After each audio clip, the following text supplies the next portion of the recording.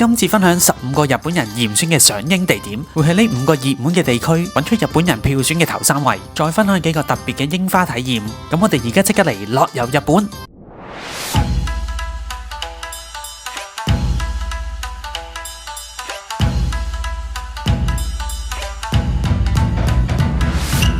大家好，歡迎翻嚟樂遊日本，我係阿 T。今次咧就想同大家分享翻15個日本人嚴選嘅賞櫻地點。咁開始之前，如果你仲未訂閱我嘅頻道嘅話咧，咁記得訂閱我嘅頻道啦。咁呢個頻道咧係關於一啲日本嘅小知識，即係嚟旅行嘅小貼士同埋資訊嘅。好，咁我哋就開始。今次咧就會講下北海道啦，同埋東京啦、京都啦、大阪啦，同埋福岡呢5個地方嘅賞櫻地點嘅。而今次嘅資訊呢，我喺日本氣象株式會社嗰度同埋 Worldcampus 呢2個網站嗰度揾出嚟嘅。咁因為資訊都好多啊，大家可以喺下邊嘅時間軸嗰度呢揾翻你想睇嘅地點同埋地方，撳入去就可以揀得到噶啦。咁首先梗係講下我嘅主場福岡先啦。根據呢個賞花櫻花名勝排行2025嘅資料顯示啊，西公園喺福岡嚟講呢係第1位啊。預計嘅開花時間呢就係3月29號左右啦，佢嘅預計滿花日期呢就係4月5號。因為呢佢位於福岡市內啊，咁所以呢去嗰度呢就好方便嘅，只要搭地下鐵去大蠔公園站之後步行15分鐘呢就去到噶啦。而且呢一個西公園呢係日本櫻花名勝100選入邊噶，喺公園入邊呢仲有成1300棵櫻花樹咁多噶喎。而喺展望廣場嗰度呢，仲可以睇到博多灣啦、能古島同志賀島，咁所以影相打卡呢係十分之靚，所以點解日本人就票選佢為第1位啦。好，跟住福岡第2位就係太宰府正廳遺址呢一個位置啊，咁預計開花嘅時間呢就係3月31號，滿開嘅時間呢就係4月6號左右啦。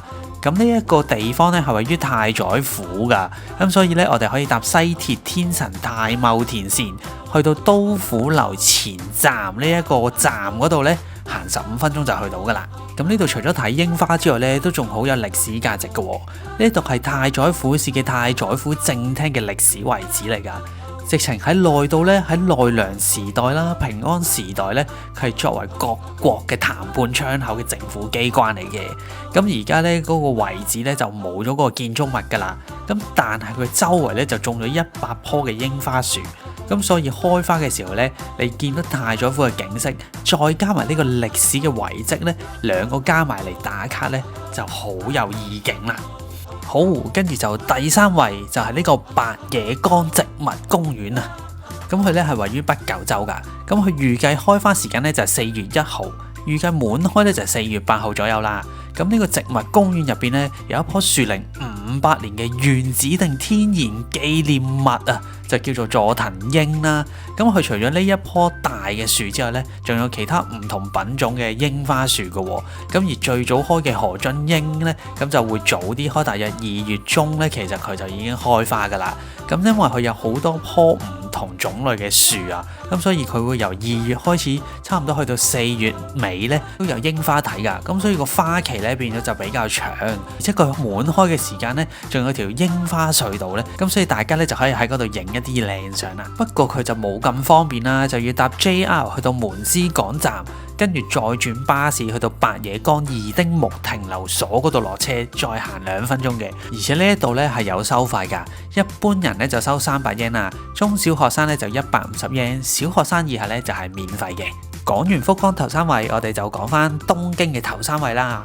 東京關東地區第1位就係三浦海岸啦。咁佢預計嘅開花日期咧就係2月20號，預計滿開嘅日期咧就係3月2號左右啦。咁佢位於神奈川縣㗎，咁所以我哋可以喺東京搭呢個京濱急行三浦海岸站嗰度落車，再行15分鐘就過到去㗎啦。咁呢個地方咧都係免費嘅。佢呢度有咩特色呢？就係咧，佢喺呢個小松池公園旁邊咧種咗大約1000棵河津櫻啊。咁所以點解佢開花時間咧係咁早2月20號開始啦？咁而喺河津櫻嘅觀賞期咧，佢仲有一啲油菜花都開咗花㗎喎。一個黃色一個粉紅色咁樣夾埋一齊咧，影相打卡咧就特別靚嘅。咁同埋佢哋喺2025年嘅2月5號至到3月2號呢個期間咧，舉辦呢個三浦海岸櫻花節啊。咁所以喺呢個時間呢，你可以試到唔同嘅攤檔同埋特色嘅嘢食啦。跟住第二位呢，就係呢個西平田公園啊，預計開花嘅日期呢，就係2月10號，滿開嘅日期呢，就係3月10號。咁去嘅方法呢，就喺 JR 松田站步行20分鐘就到噶啦。如果喺小田急電鐵嘅話呢，就係新松田站就要步行25分鐘嘅。咁佢都有收費㗎，18歲以上嘅成人呢就500 yen， 12至18歲呢就100 yen， 12歲以下呢就免費嘅。咁呢一度又係比較早開㗎，因為佢都係河津櫻啦，咁有360棵河津櫻嘅喎，而且咧呢一個位置呢仲可以睇到富士山㗎。咁所以如果你天氣好嘅話呢，你可以影到櫻花之餘，背景呢又係富士山。咁呢度呢亦都被選為關東嘅富士見8景之一㗎。咁而且咧喺2月8號至到3月9號咧，亦都會舉辦第26屆嘅松田櫻花節。咁到時咧又有唔同嘅攤位可以睇下啦。跟住第3位啦，就係呢個 Oiyume no Sato。呢個咧就冇中文名嘅，不過夾硬譯嘅話咧就叫做大夢之里、大夢之鄉。咁呢個咧有少少偏僻㗎，咁所以咧搭 JR 去到御殿場線嘅松田站之後咧，變咗就要搭的士15分鐘先去得到啦。咁呢一個地方咧就好寬闊嘅，有19公頃咁大㗎，而且呢度咧有170棵河津櫻嘅，咁所以咧亦都係比較早可以睇到櫻花嘅地方啦。咁去2月22號至到3月9號咧，亦都舉辦一個叫做大井女山花節嘅活動啊。咁呢一度亦都可以睇到富士山同埋櫻花嘅喎，而佢另一邊咧就係雙毛灣啦。咁所以咧你可以睇海景啦，又可以睇富士山景，又可以睇櫻花景啦。好，講完東京咧，就翻去大阪關西地區咯。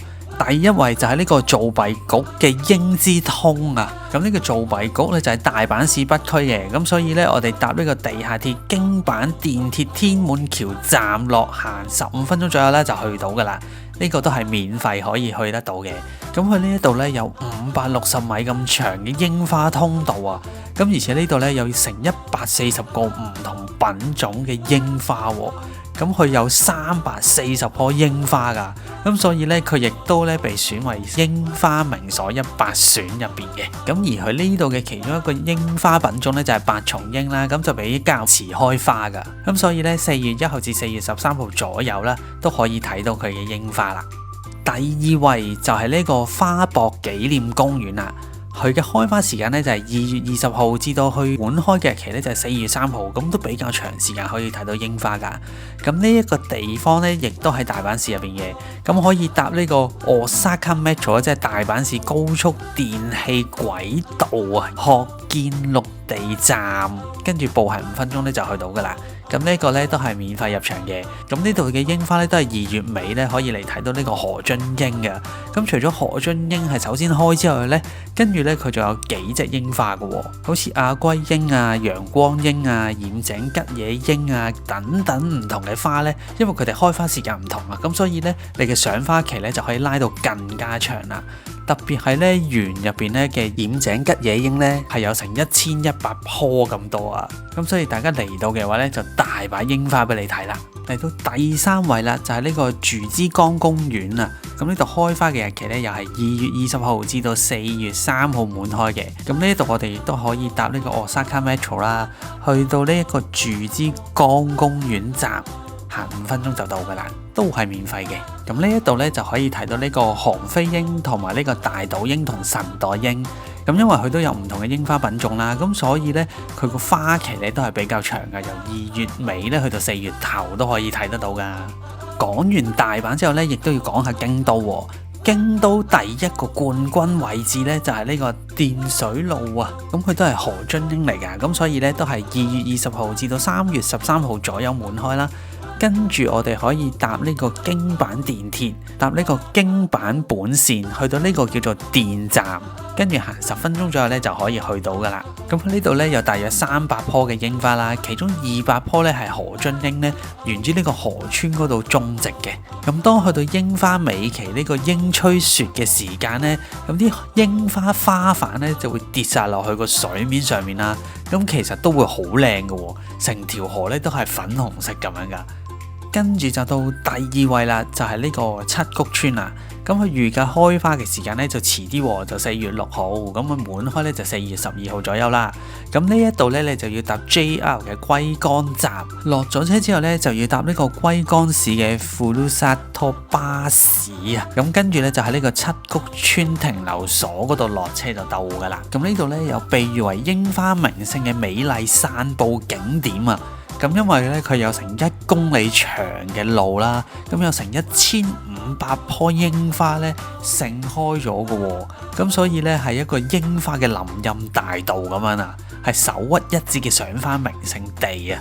咁而佢隔離嘅櫻花公園咧，咁亦都種咗咧280棵唔同種類嘅櫻花樹。咁雖然咧佢就要轉車啦，但係見到呢個櫻花隧道咧都好吸引，好想即刻狂去打卡啊！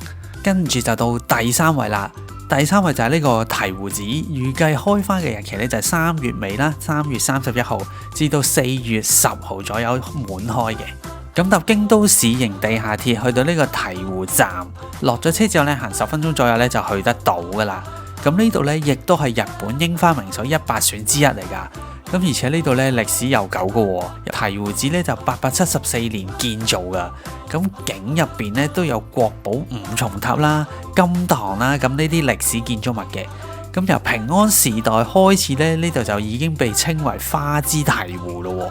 咁呢度有成700棵櫻花啦，咁包括垂枝櫻啊、染井吉野櫻啊、山櫻啊同埋白松櫻等等唔同嘅櫻花啦。而且豐臣秀吉咧亦都喺度舉辦過呢個醍醐花見嘅。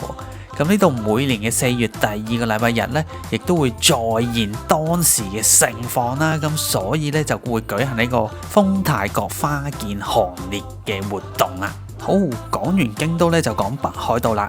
北海道第一名就一定係呢個五稜郭公園啊。咁佢就位於函館市噶。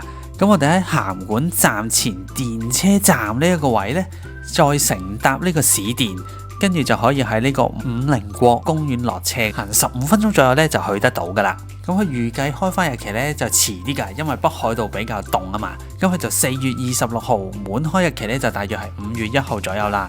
咁呢一個咧係日本第一座西洋式嘅城寨嚟嘅喎。咁佢外形都好特別㗎，係一個5角星嘅形狀去設計嘅。咁而家咧成個都會變咗做公園㗎啦。咁佢夜晚咧有燈籠點燈呢個夜櫻嘅喎。咁而且咧，當櫻吹雪咧，啲櫻花花瓣飄落咗落去個護城河嗰度嘅時候咧，成個護城河都係粉紅色咧，亦都好靚噶。咁所以呢一個位置5星星嘅形狀咧，咁特別咧，好適合去打卡噶。北海道嘅第2位就係呢個松前公園啦。呢個松前唔係嗰個從前嚟嘅喎。好，唔講爛機啦。咁咧，我哋可以搭 JR 去目古內站。跟住咧要轉乘巴士嘅，就喺呢個松城站嗰度落車咧，再步行7分鐘左右就可以去得到噶啦。咁呢一度咧，亦都係櫻花名所100選之一嚟噶。咁喺呢度咧有成1萬棵櫻花嘅喎，係1萬棵。跟住仲要咧係有250種唔同嘅櫻花種類喺入邊噶。咁所以咧佢係會有唔同嘅時段咧開唔同嘅櫻花啦。而且喺呢度咧仲有成100種咧喺呢度先獨有嘅櫻花嚟噶。咁所以咧非常之罕有。所以佢呢一度咧亦都被譽為咧櫻花見本園啊。因為佢匯集咗日本唔同地區嘅140種櫻花啦。咁所以咧啲人就覺得佢呢個係一個活生生嘅櫻花圖鑑啊。咁而且咧，松前城咧護城河嘅周圍咧都會有呢個夜間燈光 show 嘅。咁所以如果你夜晚嚟嘅時候咧，都可以留意翻咁啱你嚟嘅時間有冇呢個活動啦。跟住就到北海道嘅第3位就係呢個烏拉卡哇千本櫻啊。如果譯翻做中文就應該叫做蒲河千本櫻。咁呢一度咧冇交通工具可以去到噶，咁所以只可以自駕遊先可以嚟得到啦，咁就冇咁方便。不過咧呢度都係一個絕景嚟嘅喎，佢咧有成1000棵呢個叫做哈爾山櫻啊，有好多棵呢啲櫻花咧而組成嘅呢個幽進櫻花隧道啊。咁咁而且佢每年5月嘅上旬呢就會有花期啦，咁夜晚呢亦都會有燈光 show 噶。咁呢度呢亦都有一個特別嘅打卡位啦，就係北海道樹幹最粗嘅一棵櫻花樹啊！咁佢個名嘅就叫做Urakawa Obake Sakura。咁呢個名係咩意思呢？嗱，Urakawa就係佢呢一度叫做蒲河嘛，蒲河嘅怪獸櫻花樹喎。聽到個名都覺得勁啦，係咪先？咁所以呢，自駕遊嘅你呢，記得一定要嚟呢一個景點嗰度呢，係咁打卡啦。好，咁以上嘅資料呢，我就喺呢個日本天氣株式會社啦，同埋呢個 Walkerpass 嗰度睇翻嘅。有興趣嘅朋友呢，可以去翻佢哋嘅網站嗰度睇一睇啲資料。大家記得要留意翻呢，因為天有不測之風雲啦，日本而家呢又凍又熱咁樣，所以大家去睇之前呢，記得上網 check 一 check 佢究竟開翻未啦。而喺好多嘅網站呢，我哋都會睇到呢一個櫻花圖示標注説明嘅。咁呢一度呢，我就大約同大家講解下大約係咩意思啦。咁呢一個呢就係花冧咁解，櫻花呢仍然係花冧嘅狀態，就未開花嘅，咁所以你去到呢都係未有花睇㗎。跟住呢一個呢就係啱啱開始開少少，啲櫻花開咗啲啲，但係又未開晒咁樣。跟住呢個呢就開咗一半嘅櫻花啦，50% 左右啦，你見到呢佢就慢慢開緊㗎啦。跟住呢一個呢就已經開到70%㗎啦，大部分嘅櫻花呢都已經開咗㗎啦，仲有啲啲未開晒。咁呢一個呢就係滿開啦，完全開晒噶啦，最靚嘅時間就係而家呢一個時期噶啦。跟住呢一個呢就開始慢慢凋謝，就進入櫻吹雪嘅階段。咁啲櫻花花瓣呢就係咁落噶啦，最後呢就係出翻啲葉啦。咁所以呢個櫻花期呢就已經完結噶啦，期待下一年啦。咁最後呢就想同大家介紹一啲特別嘅櫻花體驗喎。如果你想影到櫻花又影到神社又影到富士山嘅話呢，咁就一定要去呢個新倉富士淺間神社啦。因為呢，你可以喺櫻花樹下邊呢捕捉到富士山，又可以捕捉到呢個神社嘅景象嘅。另外亦都唔好錯過可以搭火車呢穿越呢一個櫻花隧道喎。咁就要搭呢個初峨野觀光鐵道啦。因為你可以搭住火車，再慢慢觀賞側邊嘅櫻花，咁所以呢，營造出呢個日本春日氣息啦。之後如果你想體驗下浸溫泉又有櫻花可以睇嘅話呢，咁就要去呢個櫻桃之花湯芳一樂啦。因為佢呢個旅館嘅溫泉入邊呢，有一棵櫻花樹噶，咁所以你可以一路浸溫泉一路放鬆緊嘅時候呢，就見到啲櫻花花瓣飄落嚟，咁就超級夢幻啦。最後呢個體驗呢，如果你想搭船睇櫻花嘅話呢，就可以試下呢一個大川櫻花巡遊。咁你可以搭住呢個船仔啦，喺個船上面呢睇住沿岸兩邊嘅櫻花。咁呢個都係一個非常之有詩意嘅賞櫻體驗嚟噶。好，咁今次呢就同大家分享咗5個地區日本人嚴選嘅15個賞櫻地點啊。咁唔知大家中唔中意呢？大家又有冇一啲特別嘅賞櫻地方可以 share 俾大家呢？有嘅話呢，留言話俾我聽啦。如果你都想我之後喺豐岡影多啲櫻花俾大家睇嘅話呢，記得留言櫻花，等我知道你都想睇櫻花啦。咁如果中意呢條片嘅話呢，記得 like share 同埋訂閱我嘅 channel 啦。咁如果有啲咩意見呢，咁都可以留言話俾我聽。想睇多啲日本最新嘅生活資訊或者係突發嘅事情呢，亦都可以 follow 我嘅 Instagram 嘅。有興趣嘅話呢，仲可以加埋我嘅 Facebook 同埋趣啊。好，咁我哋就下次再見，拜拜。